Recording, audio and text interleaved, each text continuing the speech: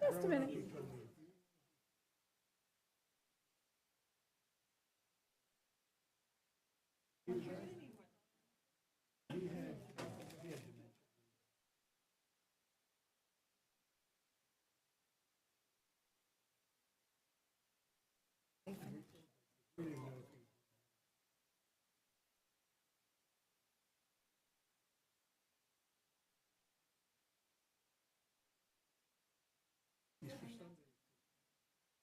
Patience is a virtue. Thank you very much. Appreciate it. You ready? You good? Yeah, okay, cool. All right.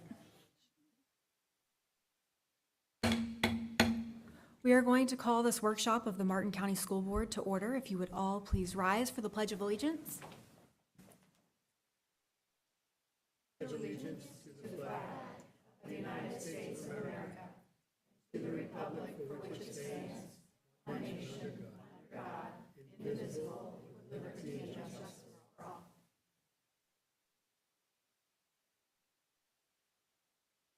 Ms. Falls, will you please call the roll?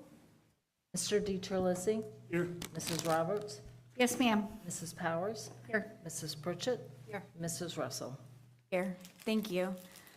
The strategic plan has been pulled for this evening and will be brought back at a later workshop for discussion. At this time, we will have open to the public. Citizen input is vital to the improvement of our district. Most times, your remarks may be listened to without comment from the board members or superintendent. This does not mean they are heard with any less intensity or concern. Where appropriate, the superintendent and staff will investigate your comments and report back to you and the board with an answer. We thank you for taking the time and having the concern to make our district better. Your presentation to the board should not exceed 3 minutes. Letters or statements from others not present can be given to our clerk, who will be sure that each school board member and the superintendent receive a copy. To keep our records straight and authentic, our policy does not permit you to read the statements of others into the record. Julie Marshall.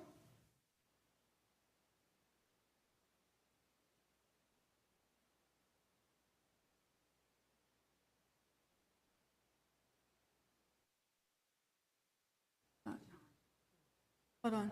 Hey, sorry. There it goes. It just kicked in. Go ahead. Okay, you are now probably aware that I've recently filed additional book challenges. I would like to update you as to how this came to be. I've been trying to work with the school district since last October regarding the FLDOE's 2022-2023 list of books challenged and removed from other school districts pursuant to Florida Statute 1006.28, subsection 2. Many of these books are still in the Martin County School District libraries. After months of patiently waiting with zero outcome, I was left with no other choice but to file the challenges because several principals and librarians refused to properly follow the law. My goal has always and has only been to have books removed that violate the various Florida statutes. I have always hoped that the Martin County School District libraries would be the gold standard in the state. With the way things are going, I can promise you that will never happen. I presented a list of 100 books from the FLDOE list to the district in October. It was requested that I wait for the weeding process to take place, which, from what I understood, was to remove books that violated the new Florida statutes for inappropriate material so that the libraries were in compliance with the law. I waited for that weeding process to be done, and once completed, I checked the books from the list I had, and only one book out of the 100 had been removed. Obviously, some of the Martin County School District principals and librarians do not conduct their jobs properly. They continue to let their biases and personal opinions lead their decision-making versus following the guidelines and state statutes on appropriate material for school libraries. I would like to point out that this does not include all principals. There is a small minority who are following the law, which that should be commended. The district's current weeding policy follows the Florida statute for removal of library books. However, that policy is very basic and was only set as the bare minimum standard for school libraries.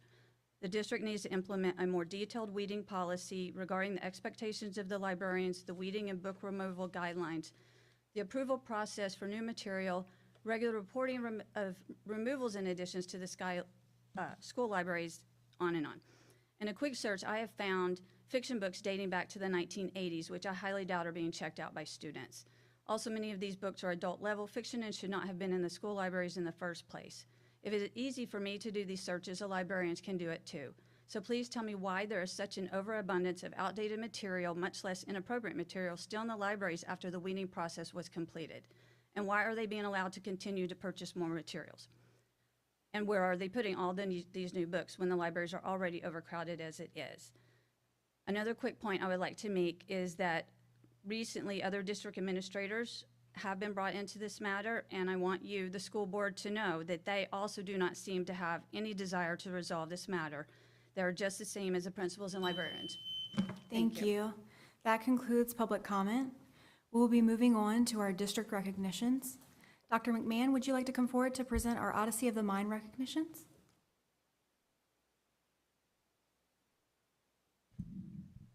Good evening, Madam Chair, Superintendent Main, and members of the board. My name is Paige McMahon. I'm the coordinator of math. I am honored to recognize 3 teams who have recently exhibited excellence in the areas of STEM and mathematics. First, I'd like to honor our 2 Odyssey of the Mind teams who received special recognition at both the regional level and the state tournament. The Odyssey of the Mind program, also known as OM, was recently expanded across our district's 12 elementary schools this past year. This wonderful program teaches students how to develop and use their natural creativity to become problem solvers. OM brings the classroom to life as students apply what they learn and combine it with their interests and passions to solve unique and open-ended problems. OM also emphasizes teamwork, budgeting, time management, public speaking, and so much more. OM helps our students at all learning levels grow as individual learners and as team members to reach their full potential. Tonight, I would like to recognize our 2 teams, as well as their dedicated coaches, who did an outstanding job representing our district at the State Odyssey of the Mind tournament. The Jensen Beach Elementary team, coached by Bridget Austin, achieved a 3rd place finish in their category at the regional competition before advancing to compete at the state tournament. Team members include Caden Fravel, Declan Farrell, Scarlett Thierry, Rocco Astwastorian, Naya McCurry, and Scarlett Lefevre. Please give a round of applause to our state competitors from Jensen Beach Elementary.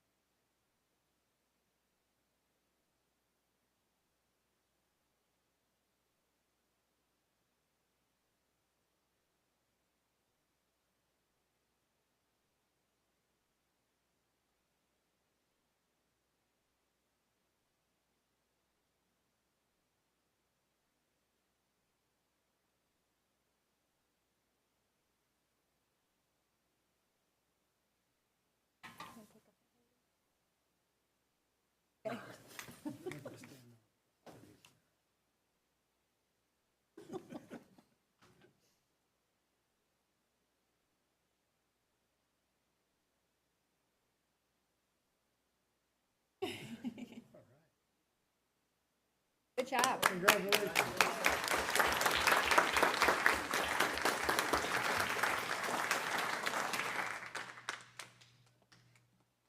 Congratulations and thank you for all your hard work. Advancing to the state level is no small feat. You should be very proud of yourselves. It's quite an accomplishment. The Palm City Elementary team, coached by Amanda Moore and parent Amy Friedrichs, achieved a 2nd place finish in their category at the regional level and an amazing 3rd place finish at the state tournament. Team members include Jackson Friedrichs, Evie Walker, Emerson Beasley, Zoe Kapler, Alexa Sanders, Preston Esposito, and Caden Byler. Please give a round of applause to our state competitors from Palm City Elementary.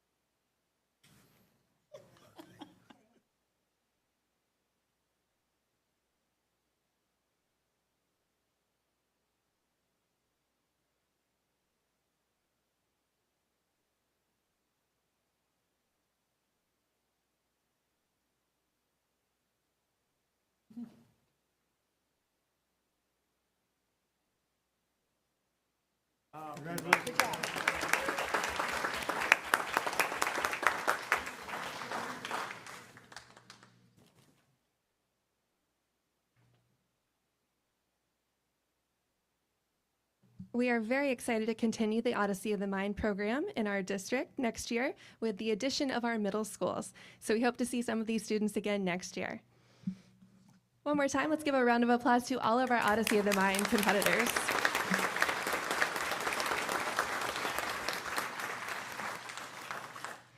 It is also my pleasure to award the champions of our second annual Martin County School District 5th grade Math Olympics, Crystal Lake Elementary. This team, led by Coach Kimberly Anderson, battled against the 11 other elementary schools in our district in a variety of individual, team, and speed math rounds. The competition was fierce, but the Crystal Lake team emerged victorious. Team members CJ O'Brien, Lexi Vanderwalker, Sonia Chen, Abney Vivek, Jade Dolby, and Emily Mezapel are here this evening to accept the Champions Cup, which will reside at their school until next year's competition. Please join me in congratulating our 2024 5th grade Math Olympics champions, Crystal Lake Elementary.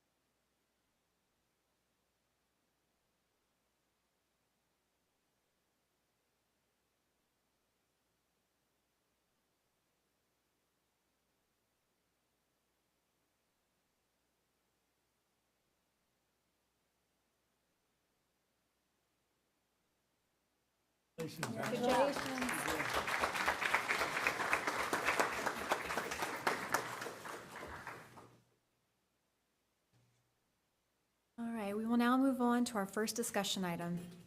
Mr. Morrison, would you like to come forward to present information on our investment policy?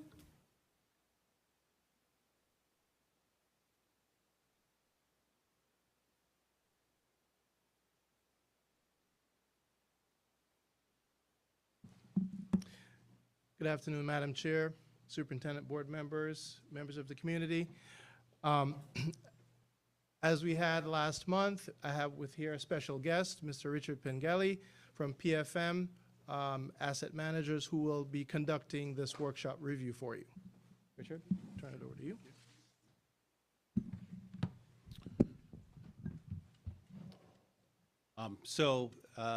This is a continuation of the discussion that we began at the prior workshop reviewing the investment policy recommendations. At that time, we reviewed that we went through several frameworks in reviewing the investment policy. One was comparing against state statute, which has certain requirements for what goes into the investment policy. We also looked at some other kind of industry standard frameworks, the Association of Public Treasurers of the U.S. and Canada's model policy framework, and also the GFOA, Government Finance Officers Association. We also compared the policy and looked at your peers, a sampling of school districts across the state of Florida. What we identified were some areas where you could expand the policy to include some additional high-quality sectors. Those included expanding your ability to invest in corporate securities, adding asset-backed securities, which we talked about before as a type of basically collateralized type of credit obligation. And also expanding the maturity ranges that you can invest in the policy. Putting all those things together, it allows for you to have a more diversified portfolio overall. Historically, the school district has kept all of its funds invested essentially as if everything was going to be spent tomorrow. Starting a few years ago, we started increasing what you're allowed to do in the policy and increasing the diversification, and in particular, investing some funds out longer to create better purchasing power protection for some of your assets that persist from year to year. So this is a continuation of that, is to continue to diversify and to continue to put some portion of the assets out into longer investments, and then provide the policy parameters that allow you to do that in a safe way and a prudent way. So with that in mind, in your packet, there is a markup. There is a red line version of the changes that we've made to the policy based on the discussion last time, as well as a revised presentation book that kind of summarizes what we had discussed here. I will note a couple changes that sort of didn't come through in the red line. One was, in the prior discussion, we talked about taking out any of the mortgage-backed securities, so that language did not make it into the version that you have there, but that would be another sort of update to the policy. Along with that, the asset-backed securities language was not included, so we will include that in the final version of it. And then finally, the benchmark that was written in there is the 1 to 3 year benchmark, and we had discussed that given the expansion of the policy to have a 1 to 5 year benchmark in there as well. So that change would need to be made into the text as well. So I'll pause there. Am I able to actually bring up the presentation? And can I drive?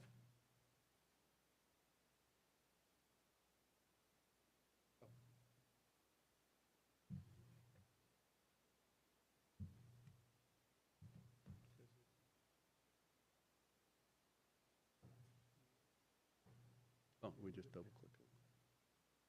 Yeah. Oh. Okay, I see they have to change it. Well, if you reference page,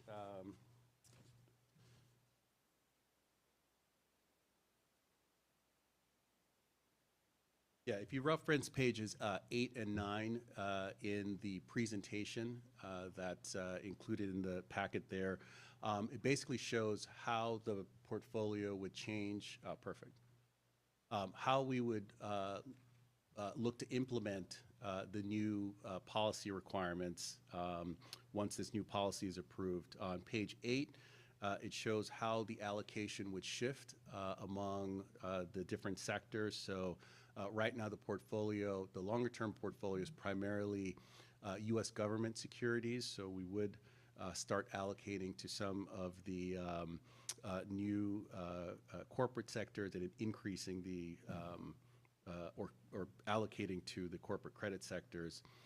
And then in terms of maturity distribution, the district has a lot of assets that are overnight and short-term investments. So we'd use as a balance and allow the longer-term portfolio to actually go out and extend out up to be in line with the new 1 to 5 year benchmark, so creating more diversification across the curve. And that will position the overall portfolio for what we expect over the next couple of years to be a declining interest rate environment. As you know, rates have increased a lot. You've seen higher interest earnings on your short-term assets, your bank accounts, et cetera. But the Fed is actively trying to drive interest rates back to what it thinks is normal, which is probably 3% lower or so, 3% or so lower than where interest rates are now. So this sort of puts you and sets you up into a position to keep some of those longer-term reserves, again, earning at a rate above inflation, even in those interest rate environments. So I'll pause there for questions. Questions from the board? There's none at this time. You can proceed. Okay, thank you. Thank you.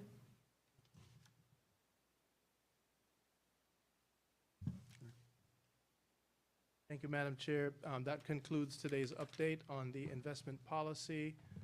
We will be bringing forward that back to the school board for official approval at the next board meeting. Thank you. Our next discussion item is our 24-25 school staffing plan. Dr. Miller, would you like to come forward?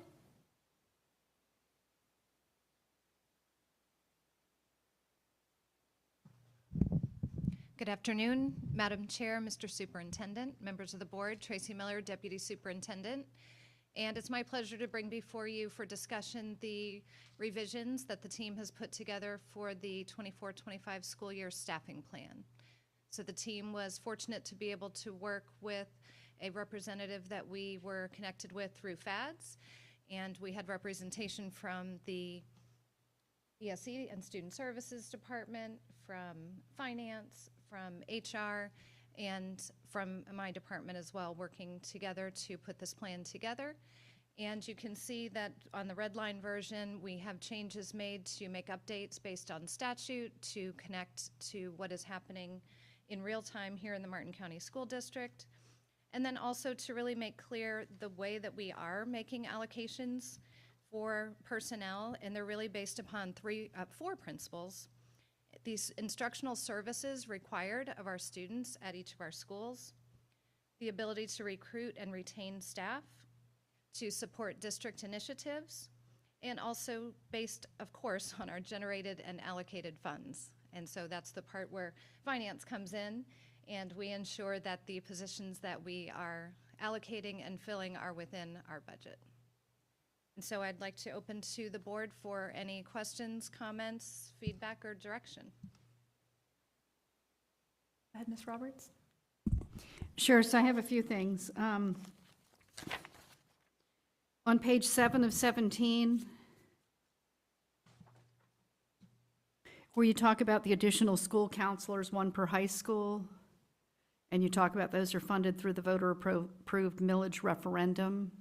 I personally think that that language should have some latitude in it, since that's something that we would determine as a board from year to year as we determine what we're going to be doing with that millage money. I think if by saying are funded, by using the sentence, additional school counselors, 1 per high school, are funded through the voter-approved millage referendum, it gives the impression that that is a guarantee that that's happening. And I think that we need that. I don't know what you guys think, but I think that that's, anybody?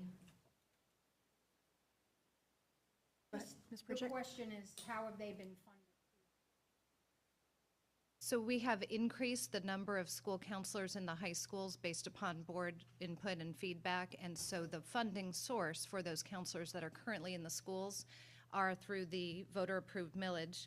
And I believe Mrs. Roberts might be asking to change the word "are" to "may be" funded, so that in the future, just because they're funded like that today doesn't guarantee that in the past we don't want the staffing plan. The purpose of the plan is to really show how we are using funds and to show the flexibility based upon needs. And so if that no longer becomes a need and a different need rises to the surface and becomes more apparent and critical, we would need the ability, want the ability to be flexible with that. So I would recommend if we change the word "are" to "may be." Does that meet the need? Do we even need the language in there? Why do we need it? So there are not 6 allocated. I could change the enrollment of 2,100 or higher to 5 school counselors, and then just leave off anything having to do with the millage, because that could change from year to year. So only 1 is allocated additional? Because it would normally, this would normally have 5, and so the millage is only funding 1. The way this is written, it appears that It almost appears that there's an additional one beyond the 6. or So, I mean, and even for the other enrollment of a school for 1,500 to 2,099, with that asterisk there, it looks like there's 5 plus another one. So it looks like that would be getting 6, and the 2,100 and higher would be getting 7. And I guess if you just correct it to what it should be without that language in there, I just don't want to give anybody the wrong impression that we have that there. You know, I mean, I know that there have been discussions in the past that go to what exactly are their duties that are going forward, et cetera, and you might want the flexibility to whether it's a graduation coach, whether it's, you know, something else, to not be locked into that. But I mean, I think that using that sentence in there makes it appear that it's locked in. And I agree with Mrs. Powers that if you take out the sentence completely and correct the 5 counselors and the 6 counselors down 1, then I think that you've solved that issue, because that's correct. Agreed. Correct? And understood, yes. Okay, that was 1. I noticed on page 8 of 17, and correct me if I'm wrong, but I think all health assistants are CNAs now, correct? That's part of their, is that correct, or do we still have the one that is not? I believe we still have one that is not a CNA. We'd have to provide you with a list of the names of the Okay. staff that are. So, and then my question is, I notice on elementary schools, you've completely gotten rid of health assistants. So does that mean there is nobody in elementary schools that are health assistants anymore? So at the elementary schools, they're licensed practical nurses, they're LPNs, and they are under the title of school health professionals. So if that's true, I think that you need to add that language in there, that if you staff each elementary school with one, whatever she said, we need to have that in there so that any parent looking at this would understand that there is someone there. So otherwise, you get the impression that if you get to middle school, you have a health assistant. If you get to high school, you have a health assistant. But if you're in elementary school, there is nothing, by eliminating that health assistant line and not adding the correct, whatever she said. So, Ms. Roberts, the reason why it's called school health professional is because you can be a licensed practical nurse, but you also can be hired as a registered nurse within the bands of the financial structure of an LPN. So to make it broad, it was school health professional. Yeah, I don't care what it's called. It's not listed at all on here, is my point. So I think that in order to be sure that people know that there is somebody there, I think that's helpful. Listed on there? Yeah, I mean, I think we School should health say school health, whatever she said. You know, I think it just needs to show that there is somebody dealing with that function at an elementary school, and that isn't just something that went away. Page 10 of 17. And this probably requires input from the superintendent and a larger discussion. So under basic program categories, and I want to focus mainly on middle schools. So it shows that our allocation factor is 1 teacher for every 22 students in middle school.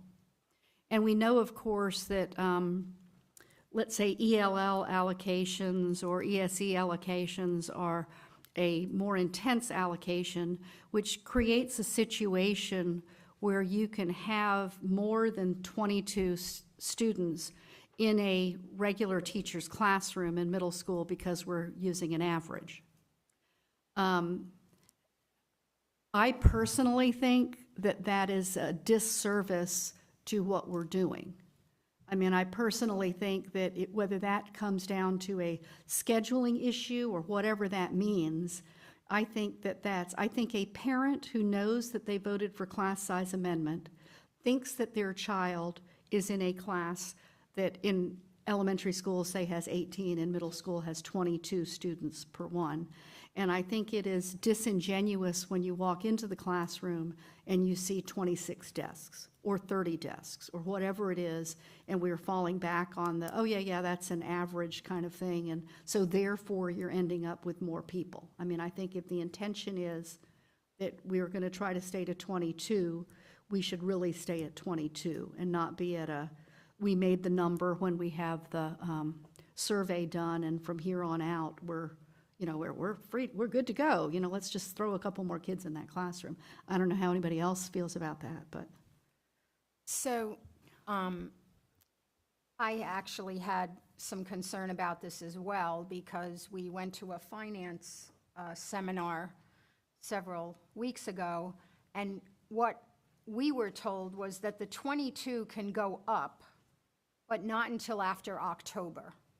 And if you're putting more than 22 in the classroom at the beginning of the year, you're violating what the statute says.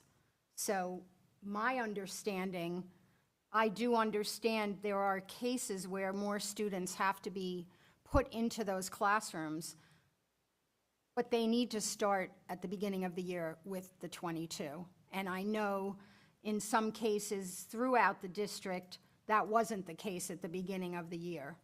So I do share the concern. I know now that we are backed by that, by statute, that it can't happen till after October. So I just want to put my 2 cents in for that as well. I think 22 is the number that we should stick with. If we do have exceptions, they should be on a case-by-case and not just throw them to whoever. That's just my feeling. So thank you. Madam Chair, if I may have Dr. Miller explain our process that we used. We made sure that even though we are a district of excellence and we have schools of excellence within the district that allow for there to be class size flexibility, we made a commitment that we would continue to abide by class size rule in all schools as much as possible.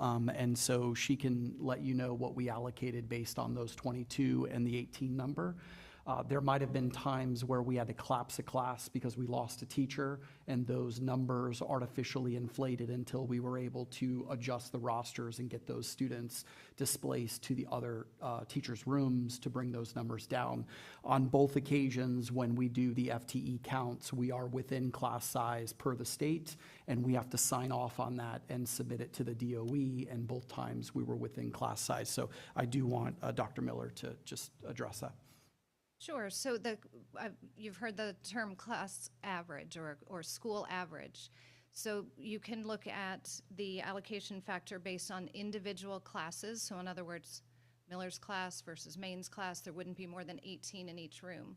Or the language in the statute allows for school average. So in other words, if there are just Miller and Maine as the 2 teachers in the school, as long as we didn't exceed the average of 22, I could have way more kids in my class. He could have way fewer based upon the service needs of the students. So I could have 30, and he would have way fewer as long as the average among the 2 of us equaled 18 in this example. So think about middle and high school when you have honors classes, advanced classes, and then you have intensive classes. So typically principals will run intensive classes with fewer than the number, and they will run advanced classes with more than the number based upon the needs of the students in the classes. And so the statute reads it's for core courses. It's your reading, math, science, and social studies, so it does not include other courses. Those courses don't fall under the class size average or the class size allocation factors that you see listed here. So we're looking just at core courses for these numbers, and we do follow the school-wide average.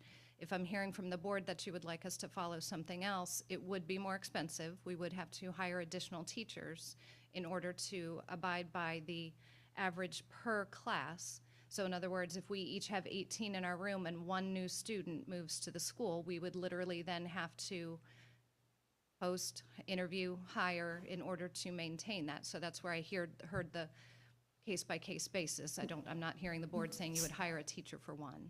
So, Go ahead. so that's not necessarily what I'm saying. What I'm saying is, for example, let's say calculus, right? So let's say you're teaching Algebra 1 and I'm teaching calculus, and those are the only 2 math classes, right? Obviously, you probably don't have 22 students wanting to take calculus. So what would happen is if I have 10 students taking calculus, and if the number is 22, her 22 can take 12 more in that class, and our average still remains 22, but my advanced students have the privilege and the ability to have a less intense size of class, whereas the other class, which let's say is a more core, normal, et cetera class, ends up with a larger number of students in it. And I think that's the disservice that ends up happening. I mean, I don't really see it happening so much as elementary schools, but I see it happening at middle schools. And I really think that at middle schools, what my personal opinion of what's happening is is that it's a scheduling issue, that when we're putting kids into classes, whoever's doing the scheduling, it's like, I got to put them somewhere for the third class of the day, so, hey, this one's going to band, or this one's going, and so we're just like flipping kids around here and there, and as a result of that, we're falling back on this average class size, saying, if I look at it that I've got, 220, for every 220 students, I have 10 teachers, so I'm good to go, but it isn't right if one of those teachers has 32 in their classroom and the other teacher has 12 in their classroom. I mean, I think that's the issue that I'm looking at. And I'm not so much saying, and I can appreciate that if you end up with one additional student or something, I don't think that's as big a deal. I mean, obviously, I would rather have a rock star teacher with higher than a class size, what the class size number is, than a struggling teacher or a teacher that's, like trying to find her way, or the first time teaching, or that type of thing. I mean, I think there's a difference in delivery methods, but I mean, I just think that as far as using that average class size as a reason, I still think is disingenuous to a parent who comes in and sees what's going on in the classroom, so. So I think it's a bigger issue. That's very simplified, because I get it with one student, but what if 10 come? And now you're just not creating a new classroom for 10 kids. Now you're pulling kids from those other established classes, because you can't just have one class with 10 and one with 22. So now you're pulling kids from their established teacher that they've been taught by, and they're doing well, and we're putting them into another classroom with another teacher in the middle of the year. So it's pretty complex. I don't know that it's as simple as I do believe we should start the year meeting class size. I mean, I know that, and I don't know, I haven't heard as many complaints. I know that there was a lot of moving kids around before the October count, moving kids out of classrooms into another, and I believe that practice has been halted. There was some change in our staff, and that kind of went away. So I'm happy about that, but I do think we have to be cognizant of the 1 or 2 or 3 or 10, however many kids, because we're going to be disrupting a whole group of children, not just the new kids that are coming in. So I think we have to be careful. And I'm going to trust that when that happens, that we're doing the right thing for kids. And that, if we have 5 classrooms and we're adding 2 kids to each class, as opposed to saying, well, that teacher's going to get 32 children and everybody else is going to have 22. It's going to be equally spread over the group based on their needs. And I agree with you 100%. I'd rather have my child in a math class with a rock star teacher and 40 kids than have a teacher that maybe that is not their certification, but we have to have them that day because kids need a teacher. So, and I mean, it's the reality in higher education as well. The Algebra 1 class, or, college algebra, you can have 800 kids in your class, and, the advanced math, you're in a class with 20. So I understand it, and I hope that it's more complicated than just saying. Sure. And I think you're right about starting the year meeting class size. Well, and I guess I go back to, so imagine if it was 22 and you filled 4 classes with 22, and then you have 20 more students, that you theoretically could put 5 of those students into each of those 4 classes, right? And move that number up to 27 in 4 classes, and make up your average in another class somewhere else. Right. And that's the part that I'm saying I don't think is correct. If you're starting the beginning of the year with 4 full classes and you've got 20 kids, 2 of those classes probably should have 21 kids, and you should have 5 classes instead of 4. instead of trying to say, but yeah, I'm legal because, technically you're legal. But I go back to if you're the parent walking in and you see 27 desks sitting in the room, I mean, it's a pretty easy addition to figure out that this isn't a number that's 22. Well, we should be able to, and Dr. Miller, you probably know, can we estimate how many kids are coming into our schools mid-year? Is it some years, I guess it's the roll of a dice, especially in middle and high, because our schools are so much bigger and we never know, are they coming in as an honor student? Are they coming in on level? Are they going to be, in band, or they're going to have to take PE? I don't even know. Like, there's so many different, it's just very complicated. It's not as, but I do agree, we should be starting the school year. Maybe it's not the max. Maybe we start, if we have every class full at 22, we say, well, you know what, we're going to go with somewhere Add one in the more. middle between 18 and 22 of the same course, not calculus has the 15 kids, and that we start out below the max so that we don't face that problem throughout the year. And I mean, I don't think anybody will complain if we have 20 students in a class versus 22. Kind of start somewhere in the middle. Mhm.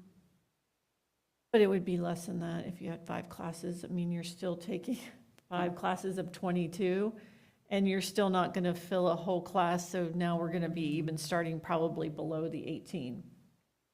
I wouldn't complain about it, but it is expensive. And it goes back to our plan. There are 4 components that we look at. The needs, the service needs of the student. What do the individual students in those programs need? And then probably the next most important is the budget. What can we have to earn the FTE to be able to support those students, those teachers, those materials, everything that comes with educating a child must be paid for out of the FTE that we earn. So it does become a very delicate balancing act, and every grade level is unique. If you talk about the complexities of students, we have students who come in at all times during the year. If you have a student who comes in a CTE program, you have a student who comes in needing calculus AB, there might be 25 kids already in the class. You're going to put the child in the calculus class that he needs, as opposed to telling him that he can't take the class. We can't start another class for one. So there are definite situations. I can promise that when we look at allocations, we look at students, we apply the formulas equitably across all schools. There's checks and balances with the finance department. There's checks and balances with the principals. We hold each other accountable. And we certainly hold each other accountable to the bottom line to make sure that we're not putting out there allocations that we can't afford. So I'm just thinking about this a little bit. Like, if we have certain schools that, especially in our core classes like ELA, math, algebra, those really foundational classes, especially in middle school, that students are going to need moving on. And we see that we have a lot of students in, like, say, algebra, the high school algebra class, Algebra 1, or geometry, or whatever it is. Can we let parents know, hey, these classes are full, but hey, over at this other school, they're not full? Like, do you want, maybe make it a priority for school choice if parents want their student in a smaller class? There could be a smaller class size available at another middle school. I'm just thinking of ways that we could offer parents that smaller setting, if that's something that is really important to them, or that their student would thrive in that setting. I mean, it's just always an option for, I think I'm reminded of Dr. Malham. He always told us the truth has a date and time stamp. So at the time we speak to the parent, it may be true that the class sizes are smaller at a particular school or in a particular program, and then enrollments change, new students move in, students move out, and that may no longer be the case. We might have told a parent there are lower class sizes at a different school, they transfer there, and then all of a sudden more students enroll, and now they don't have a smaller class size. So it is so flexible, it is so ever-changing, literally day to day. When I'm talking to principals, I talked to one today, her numbers changed since yesterday. I pulled yesterday, she pulled numbers today. they change that frequently. And so when you have students who are in all of these specialized programs, which we love, there are CTE programs, there are JROTC programs, there are advanced math, there are intensive programs, there are specialized arts programs. We need to have enough students to fill a class and be able to make a roster. And we also need to be able to manage schedules for students, because if we put kids in classes that they're not interested in because we have a seat there and maybe not a seat in the place that they wanted to go, now we have a student has a severe lack of engagement in a class that they don't want to be in, while they really want to be in another place that might have been 1 or 2 over if they had moved. And I guess I should clarify, the thing I'm more concerned with is middle school, because of that transition from elementary to middle school. And I'm more concerned with the core type classes that we know that they have to do something with. And then that moves into the high school, the Algebra 1 thing. So I'm looking at, so for instance, if you had 4 classes of 22, which is 88 students, and you were thinking, okay, I'm full, and I've got 5 more kids walking in the door. Well, obviously you don't, and starting the year with 5 more kids. So instead of starting the year with 88, I'm starting the year with 93. Well, if you made 5 classes instead of the 4 classes, it means you would have 18 or 19 kids in each class, which I don't think is unreasonable. I mean, I think that puts you in a position where you can manage through the year, that if you had more kids coming in, you could work yourself up to the 22. If you had kids that were leaving, that's not going to be that big of a deal either. So I mean, when I look at the number of 5, I don't think that that's a really hard number to do. And I think when you're looking more at, obviously, if you're looking at electives or you're looking at things that aren't those core classes, there would be a better understanding that, oh, well, this is band and my kid really wants to be in band. So the parent is going to, if your option is, you need to know that this band class has 35 kids in it. I know that, if your expectation is the class has 22 kids, it's not happening in that band class, So, and I think parents can then kind of feel assured that they kind of know that. But I think as far as the core ELA and those type of things, and math, I think it's important to kind of know that you're trying to be conservative on the better side, the side that is more rewarding to the students and the parents and is doing what's right for kids, so. I would agree with that. Yeah, and I think it's very easy for us to make sure that we are balancing classes to the board's recommendation or expectation. And moving forward, I also think that it would be prudent of us and easy for us to give the board regular updates as we're in that beginning of the year scheduling, to be able to show you where we're at with class sizes at the middle school level, or at all levels for that matter, as we're proceeding forward. So I think that would help you too, having that data and being able to see what the numbers are in each of the classes. Thank you. The one last thing I had was on page 17, which is talking about the school safety officers. Your last sentence isn't really a sentence, but it's the one that talks about additional school resource officers from the Martin County Sheriff's Department are assigned to the district's 3 traditional high schools Head Start voluntary pre-K program, are funded, I guess you would say, and are funded through the voter-approved millage referendum. Currently funding sunsets at the end of I guess that's the 25-26 school year. Is that correct? Mr. Morrison, is that correct? 25-26 school year. I think that sentence needs a little bit of reworking. I think that sentence needs to say that, that here we have I think when I read that, I do understand that a school safety officer, or SRO, coming from the Martin County Sheriff's Department, is currently at each one of our schools. I think the second sentence that should say something that's more along the lines of, through the voter-approved millage or something along those lines, an additional safety officer has been put into these programs, and then have some language in there that is separate funding and isn't included in the staffing plan. That kind of gives us that flexibility so that if we need to do something different, we would be able to do it, so. Why wouldn't we just do the same thing we do with guidance counselors? And just take it out of there completely, yeah. That would work for me, too. And that's all I had, thank you. So if I heard that correctly, page 17 of 17, this paragraph would end after these positions are funded by a combination of districts and sheriff's department's funds, period? Or do you even want that in there? I would just take out the whole sentence that says additional school resource officers. And I'm not sure, you know, when you're saying it's a combination of district and sheriff department funds, I know that the sheriff's budget comes from the Martin County Commission, so I'm not sure that's really the language that you would want to use, that it's coming from the sheriff, because that Commission is, approves that every year, that $600,000 that we get from them. but they- that's approved yeah, by the county commission that is They allocate it to that. embedded in there, so I would, I think that language where it's saying a combination of district and, it should say the Martin County Commission's allocation to the sheriff's department, or something along those lines, so that we're giving credit where credit is due, because it's not something that the sheriff himself is deciding, this is what I want to do. It's, correct, Marcia?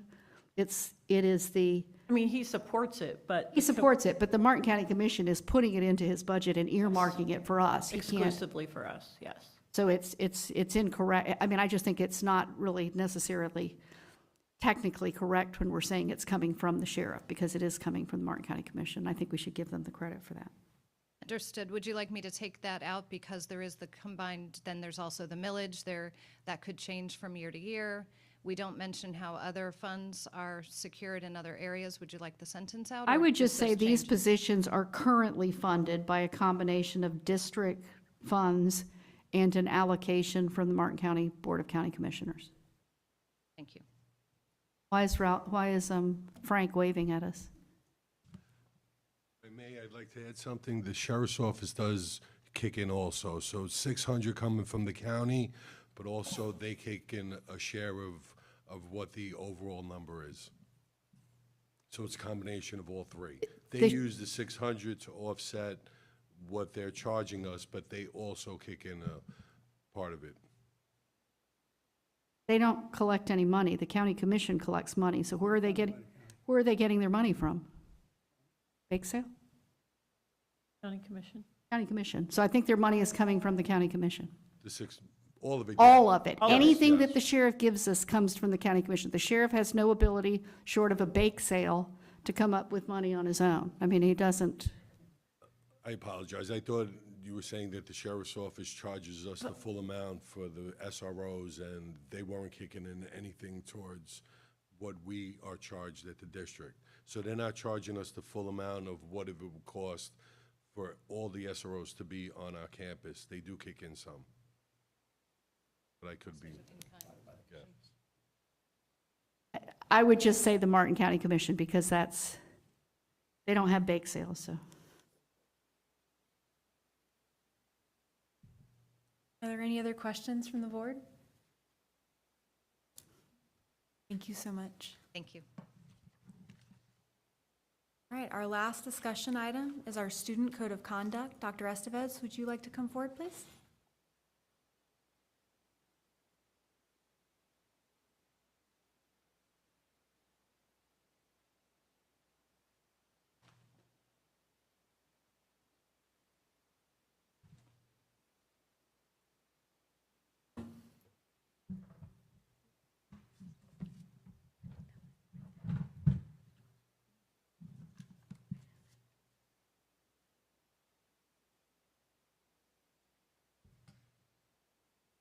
Okay, I'm going to try to get this right this time. Good evening, Madam Chair, members of the board, Mr. Main, Superintendent. I'm Lisa Estevez, the Assistant Superintendent of Student Support Services. And this evening, we also have Dr. Vanessa Muto here with us, our Coordinator of Student Services, and our Mental Health Manager, Ms. Quintina Harris. So before you, I believe you have the Code of Conduct, the changes, the change sheet. We're calling it a chart of changes in front of you. Gave you a printout in case it's easier for you to navigate. And we're going to be running through based upon, well, we're going to go through like sections, the way it's broken up, because there's about 26 items that we'll be going through this evening. So, thank you. So the first one that we'd like to move ahead and discuss is an addition of board member and committee recognition, which is going to be found now on page 1. And we wanted to make sure that it was recognized, the integral part of the development of this plan, to make sure that we have the foundations for safety and, of course, for an academic focus for the students of Martin County School District. So the source of which was in our meeting when we discussed it as a group, along with Dr. Parandozzi, who is not able to be with us this evening, was that would be a good addition to the Student Code of Conduct. The second addition is to add a letter from the superintendent. We have found that the majority of the Student Code of Conducts that we have seen across the state always have a piece or letter written into the Student Code of Conduct that the superintendent sends out. And so those are the first two things that are new additions to the Student Code of Conduct. So I'd like to stop there and ask if there's any questions about those first two changes.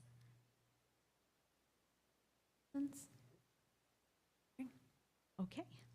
So we're going to move on to the section that's titled Chapter 5. And what you're going to see is that on Chapter 5 on page 17, there was, the title of the chapter was Infractions and Consequences. And so what we wanted to do was to change that to state that it would be changed to corrective actions and interventions, giving it a more positive flow to it, as opposed to being more negative and having a negative connotation. So that would be more in line with language alignment, and what we're seeing also across the state with other codes of conduct would be very, very similar. What you're going to notice is anything that we have put in green would be some of the proposed new changes. Anything that was in red that had a strike through with it was language that was there that we were looking to amend and to change. Okay. Still continuing on page 17, there was the section that had student disciplinary infractions responses and all that language that was there. And we were looking for language alignment and fluency to change that, to add corrective intervention throughout, putting 4 levels, and progressing based on intensity and frequency of the infraction. Okay. Are there any questions about those changes? Roberts? You're looking at the changes on page 18, is that correct? 17. Oh, no, I'll wait, thank you. Okay, so now on to level 1 infractions. And we're going to look at page 18. The first change is an addition of the word minor. So we see level 1 infractions as to be minor behaviors, very much in line with the positive behavior intervention support language that we model our core discipline using. So that was one of those. So you'll see that on the first line, and then you'll see it in the header that says level 1 minor infractions. There's been some language change under number 3 for disrespect. And it was actually changed to detail and align with what a level 1 would be. The previous language that was there that stated conduct or behavior which demeans, shames, irritates, humiliates, or embarrasses a person or group of persons, kind of felt like that was pretty significant for a level 1. And so we wanted to align that verbiage more in line with what would be a level 1 and change that language to be engages in actions that are not deemed respectful, such as the eye rolling, sucking teeth, looking away, mumbling under the breath, etc. Some of those primary behaviors that may happen in a classroom that really don't rise to a level of we're going to have to give you a very significant consequence for that. Any questions on that one?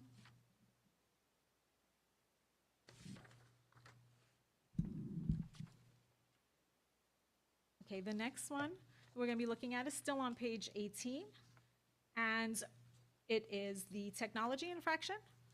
And what was added was the addition of the word minor. What would be a minor technology infraction? And there was language that was written in there that actually, can you scroll down a little bit? It's not there? Okay, so what was, yeah, and the chart of changes, what you see was it had, per the House Bill 379, that a student may possess the wireless communication device. And the new language was that we added in the House Bill and the policy to minimize redundancy and to make it flow where you can, is that hopefully hyperlinked, that they're able to click onto it and take them right to the House Bill and the policy. Okay? Now we're, page, anything else for page 18, Ms. Roberts? Yes, I do. So your new language that you want to use does not include the per House bill or does include the per House bill?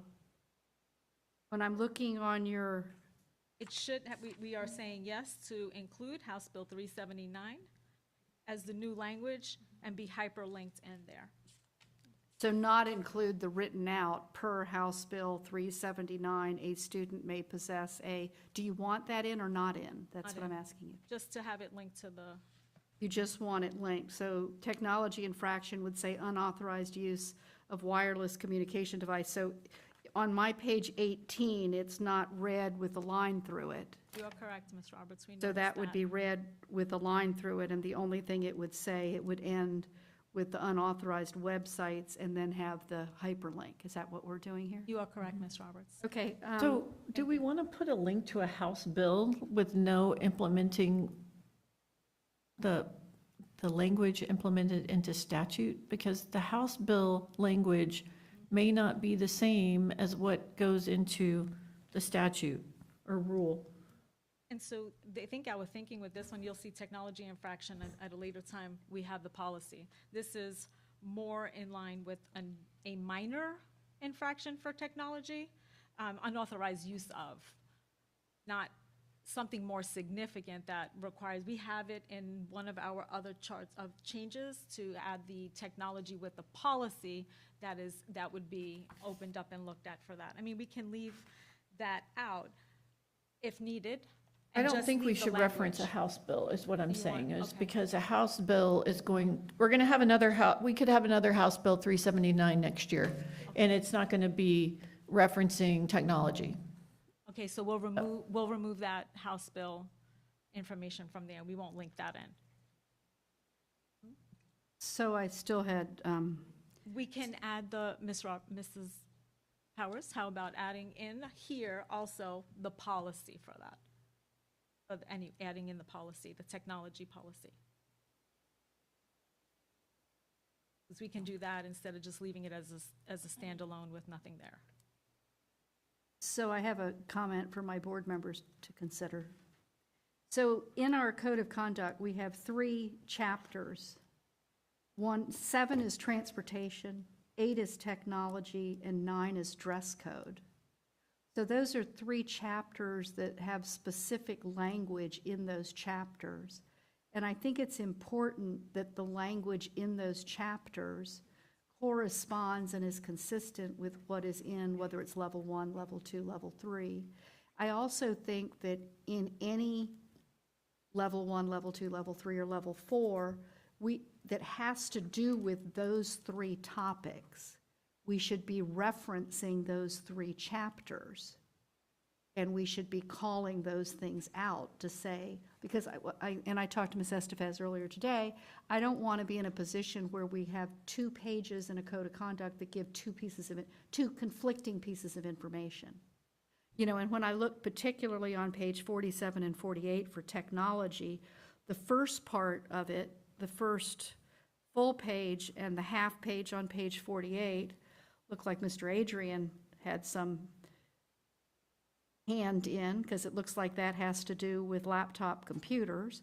But then I get to the student use of wireless communication devices, which is now talking about cell phones. Which page are you on? On page 48. student use of wireless communication devices goes on and talks about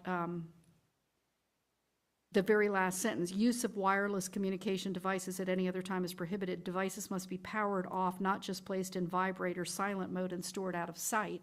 I don't think we're talking at that point about Mr. Adrian's laptops. I think we're talking about cell phones at that point.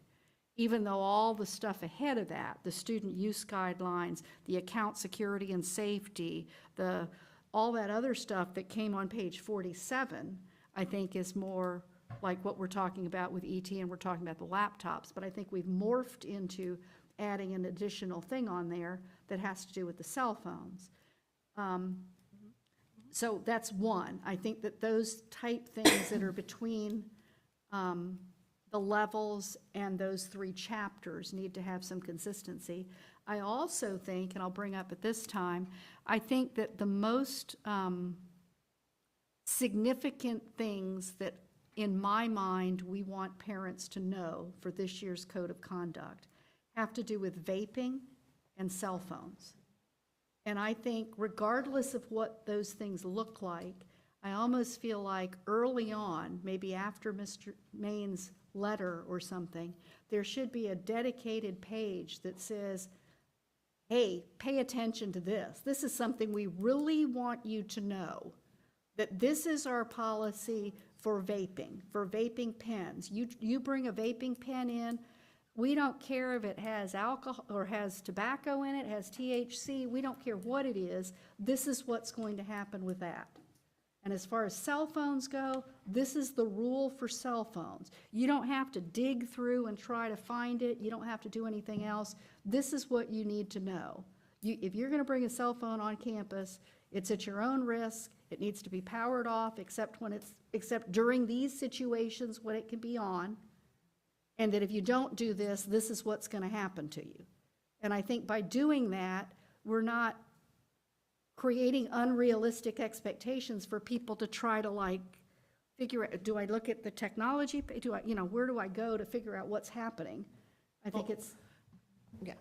I don't think this language on student use of wireless communication devices is strong enough. I think that leaves a lot of room for interpretation of what our expectation is, because I don't think that they should be able to use their cell phone anytime during the day, just because of everything that we have, unless they have the permission of an adult to call their parents or whatever that might be, or in the event of an emergency.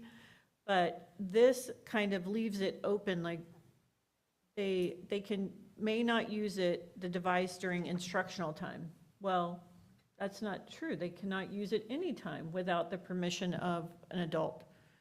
So we need to correct that and make it very clear to everyone. I'm hoping that now they'll be sneaking off to the bathroom to use their cell phone instead of vaping. Yes. And I think not only there, I also think on page 18, where we're saying a technology infraction, right? Unauthorized use of wireless communication device to include cell phones, smartwatches, et cetera, or technology, i.e. games, unauthorized websites, needs to have language in there that says very clearly, you're not allowed to use your cell phone. I mean, unless you're directed by a teacher to use it, that's considered a violation, and you can't do it. I mean, and I think that's. You can't wear your Apple Watch during a test. And you can't, I mean, I think if you don't spit it out and just tell people, and if you try to kind of dance around it, I don't think we're going to get anywhere. I mean, I think we have to be as kind of, if we're serious about it, we need to show the rest of the world we're serious about it. So may I add that on page 18, number 12, where it talks about the technology infraction, there is after the word however, in the middle of the paragraph, it says a student may not use a wireless device during instructional time, except when expressly directed by the teacher solely for the educational purposes. And so, and that the teacher has a designated area for that. So also. Right, but I also point out from your spreadsheet that you were wanting to omit that language. That language is in red in original language and is not in your new language. So my point being that when you write new language, if you're omitting that language, I think you need to add language that is clear and concise as to what exactly you mean. So do you see when I'm looking on the flow chart Got it. page Yes. 3 at the top, when you're taking out that language and you're taking all that piece out. Well, if you want to take it out, put something in that's really strong that everybody understands what it is you're talking about, right? Well, I think this is extremely unclear because it says a student may not use a wireless device during instructional time. Okay, except when expressly directed by a teacher. So we're saying you can't use it during instructional time, but if you don't say they can't use it every other time, then that's the way it's going to be interpreted. And then it says a teacher shall designate an area for wireless communication devices. Well, they should be in their backpack, put away, and turned off, unless the teacher is using it for instructional time. So there's no gray area. It's either in your backpack, turned off, or put away, turned off, or you have it out because the teacher gave you permission to have it out, or you go to the office because you need to call your parent and you turn it on and you can call your parent, or the teacher says you can. It needs to be very clear because the way this is written, it makes it sound like the only time they can't use it is during instructional time. And I don't think that the teacher should be, I don't know that we want to become responsible for everybody's $1,500 cell phone and designating a basket to drop it in before you get there and then a screen gets cracked or something happens. No, it's their responsibility to have their cell phone put away, powered off, unless their teacher gives them permission to have their cell phone out for instructional purposes. Not the teacher gives them permission to have their cell phone out because they have free time and they get to play games. No. I mean, we have to be very clear with students and with our staff, because otherwise, when we start having that leeway, it's going to be taken advantage of. Right, and I go back to the page right after Mr. Main's letter. If we say, it is not, we do not deem it necessary for instructional purposes for you to have a cell phone at school. If you want to bring one, you're bringing one at your own risk. It will be turned off, powered off, not on vibrate, put away, unless you're asked by a teacher to take it out. And if you do take it out before, if you violate this, this is what will happen to you. Somebody will take it away from you. You'll have to come into the office and pay, whatever the thing is, this is what's going to happen.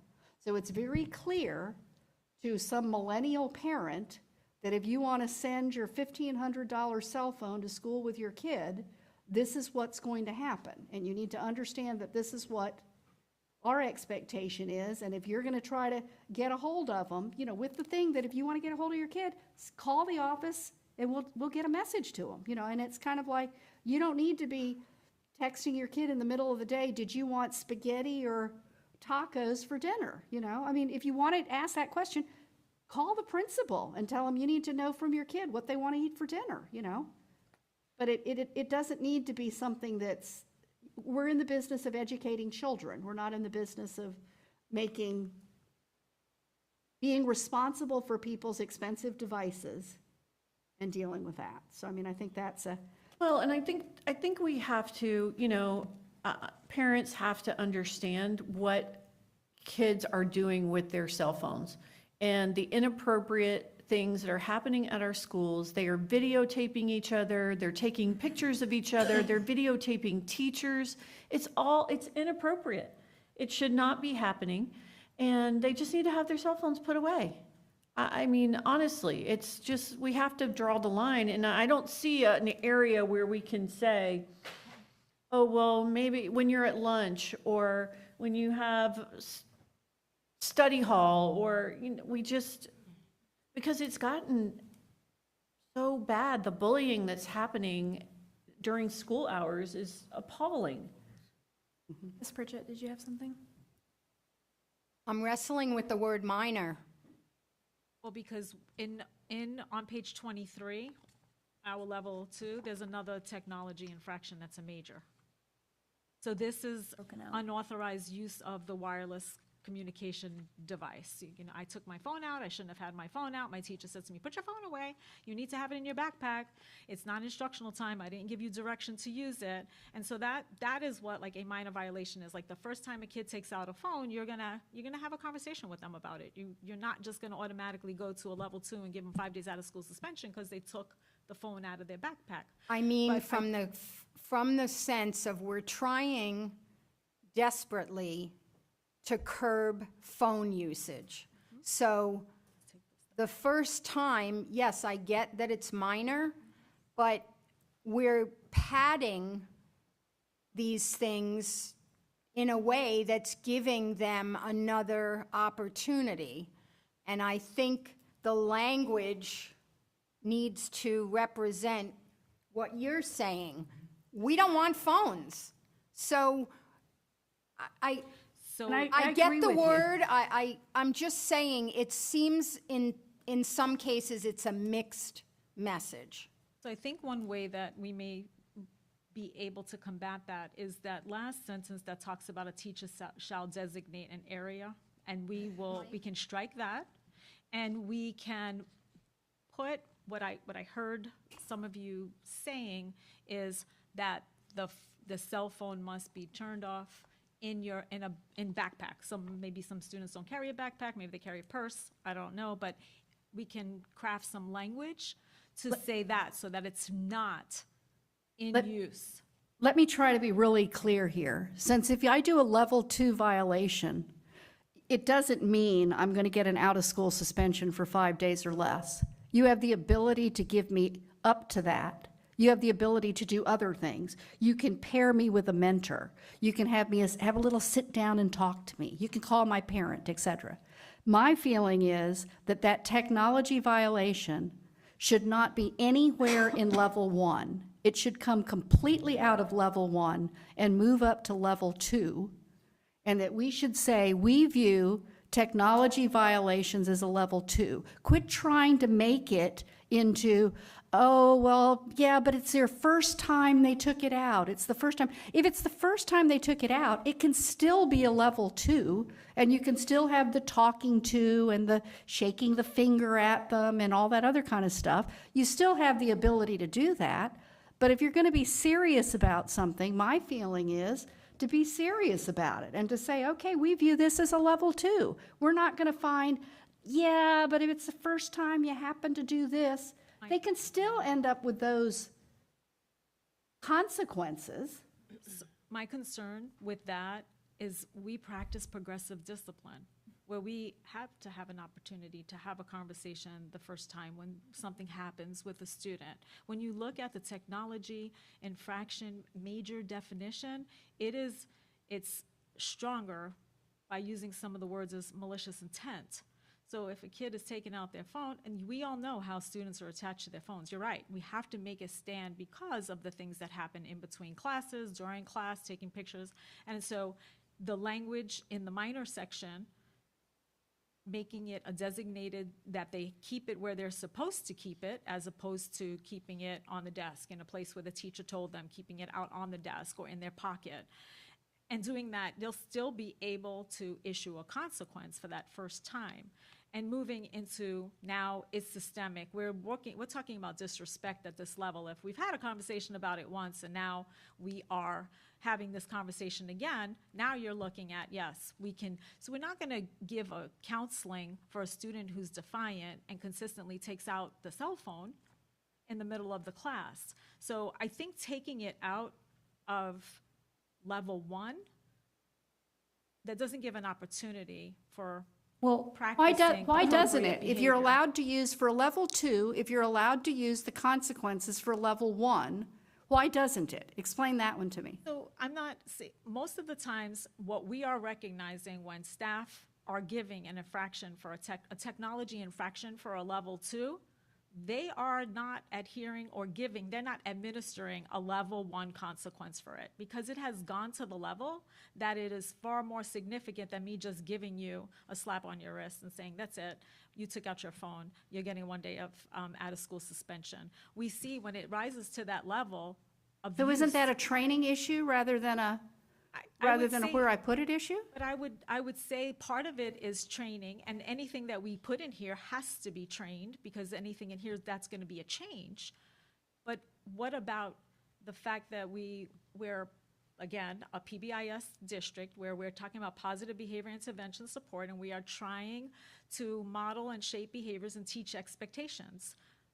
And by teaching expectations, we're giving an opportunity. We know that sometimes the students, they know better, but they take it out anyway. Okay, you took it out the first time, then the next time, we're going to issue a consequence for that. I mean, that's up to, So, it's up to you all if you think that you want to remove a technology minor violation from a level 1. so I think that they get their first warning on the first day of school. There are two things that we are going to have zero tolerance about: cell phones and vaping. We know that 100% right now. Those are two prolific problems in our schools. We are not going to tolerate it. This is your warning. This is your level 1 warning, and it's going to get progressively worse from here. So the next time it happens, because we have spent 5 minutes talking about cell phone use and what the consequences are going to be, and we've talked about the consequences of vaping, getting caught with, I don't care if you're vaping and you're holding someone else's vape, there are going to be very specific, very swift consequences. It is not going to be, oh, you got caught, it's a level 1. No, we can't have that. The level 1 consequence is because they were warned at the beginning of the year, and the parents, like Ms. Roberts said, the first time they have their cell phone out, it should be taken and the parents have to come to the school and pick it up. Because I don't know any other way to have parents help us enforce these rules. And the same with vaping. If my child was caught with a vape pen, I would be searching their backpack every single day. And if they were hiding it in their car, they wouldn't be driving their car to school. It's just we've got to have the support of parents, because this is getting worse and worse. So I'm taking recommendations for the board. Are you requiring me to remove? I'm just saying that Technology everybody needs to have that warning, that conversation needs to happen, and that this is their level 1 conversation. Everything else, this is going to get progressively more severe in the consequences, or whatever we're calling it, the interventions. With what Mrs. Roberts, what you were speaking to about the technology page that was in here, maybe taking that and moving that up to the front with some other clear and explicit information, so that that is in the front after Mr. Main's message. Okay, let me try to be as succinct as I possibly can.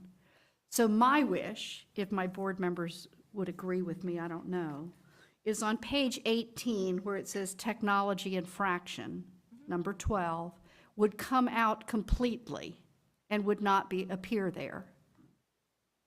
Technology infraction would appear as a level 2 violation with some stronger language that said, whether it has to do with the things that Mr. Adrian deals with what people are doing with their laptops, that's on one hand, but on the other hand, some strong language that says it is the expectation of the Martin County School District that phones are turned off and put away during school unless you're told by a teacher to take it out. If you violate this, you will have to come and pick up your student's phone from the office. That's what's going to happen. Then I think after Mr. Main's letter, it needs to say major changes. Parents, students, please look at this. Cell phones. This is the expectation for cell phones. Your cell phone needs to be put away, powered off, not on vibrate, unless a teacher tells you to take it out and turn it on. If that doesn't happen, we will be taking your cell phone away, and you will have to come to the office to get your child's cell phone. And if it continues to happen after that, there will be additional consequences. But something along those lines, so it's very clear, this is what we're doing as far as cell phones go. I would also add, and that's well taken. If it is the pleasure of the board with a consensus, we will move forward with that. I would also add that we would do an extensive campaign over the summer to make sure that with the adopted, once the board approves the final student code of conduct, this would be blasted everywhere possible, including a video from myself, along with the Director of Student Services and maybe even a principal or two, where we are campaigning this all summer to let them know upon their return in August, these are the changes reflected in the Student Code of Conduct, up to and including maybe that page that you're suggesting come after my letter, being put on a one-pager that is pushed out as well, of the major changes to the Student Code of Conduct. I believe you've all articulated your expectation clearly, and as long as there's consensus of all of you, I think that is the direction we will move forward. I'm okay with that, but I don't want to minimize anything else in there. So you could, somehow, when you're spelling that out, that these are very important to us without minimizing anything else, because every rule in here, it's. Sure, There's an I just awful think it lot. needs to be, these are the major changes that you need to be aware of for this year. And some areas, bullying tends to run rampant, and that should be probably the worst We're going to get infractions. to that one. We haven't got there yet, I know. I think we have to change the culture of cell phone usage. It's not an opportunity for students to use them during the school day. They're supposed to be learning.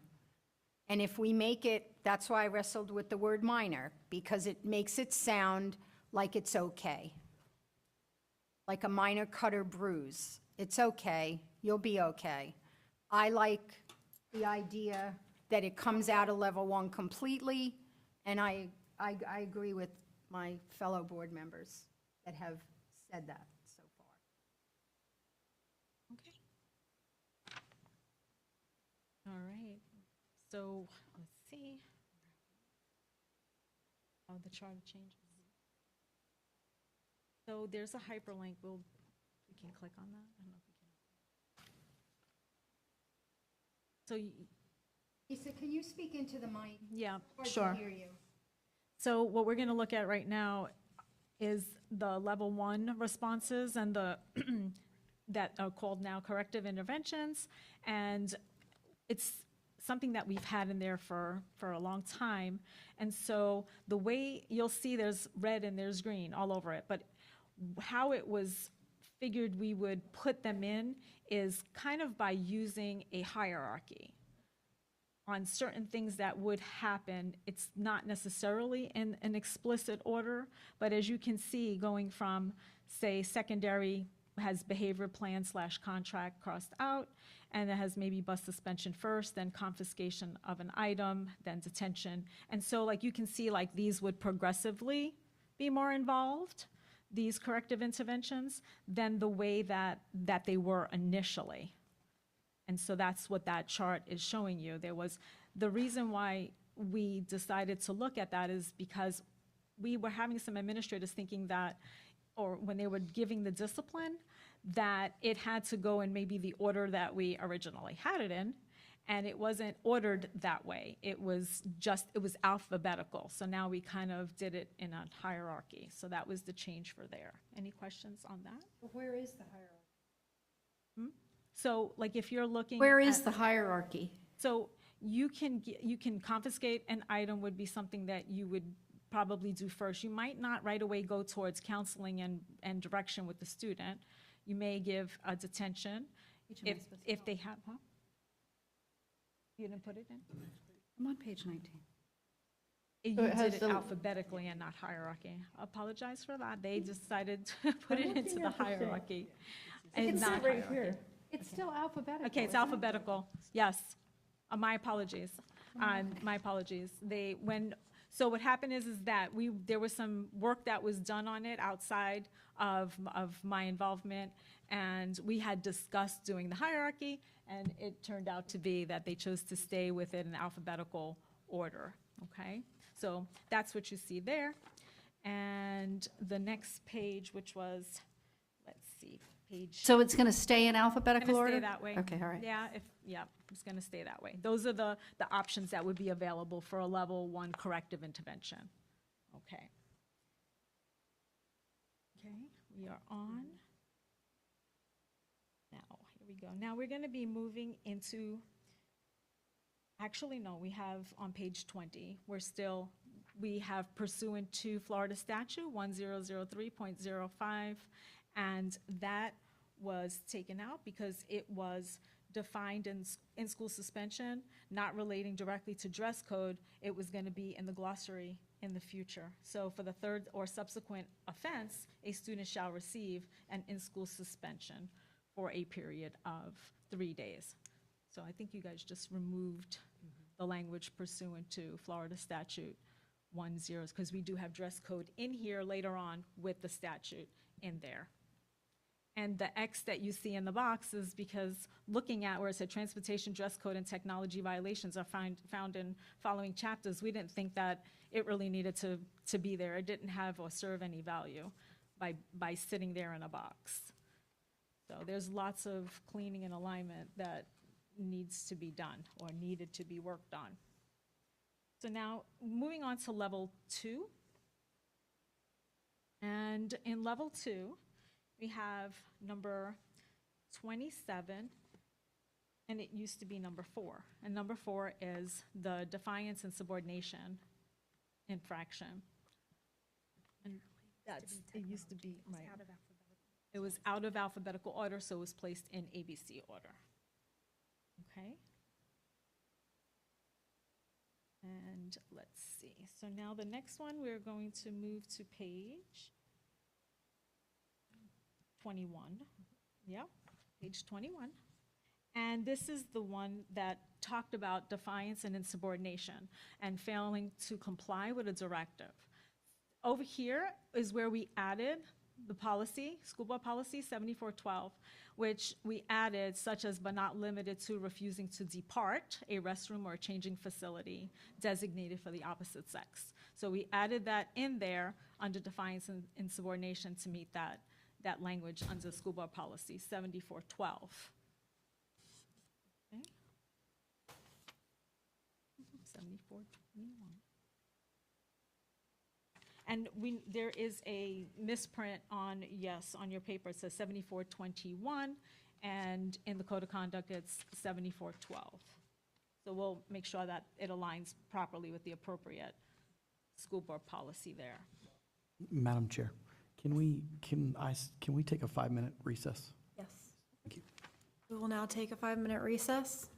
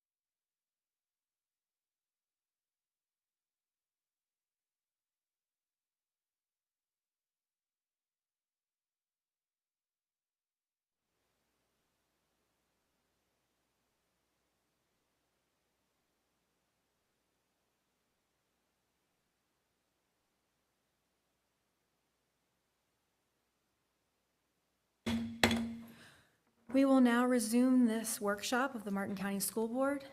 We are going to we're going to end this meeting now. We're going to, thank you, Dr. Estefes, for your time. I really appreciate you. But we are going to move that to a workshop where it's solely devoted to that so that we can take our time and really discuss this thoroughly. We will now have open to the board. Does anyone have anything they would like to say tonight? Mr. DiTerlizzi? No, thanks. I said what I had to say recently. Okay. Ms. Roberts? I'm good, thanks. Bridget, okay. That's good. Mr. Main? All right. Well, this workshop is now adjourned.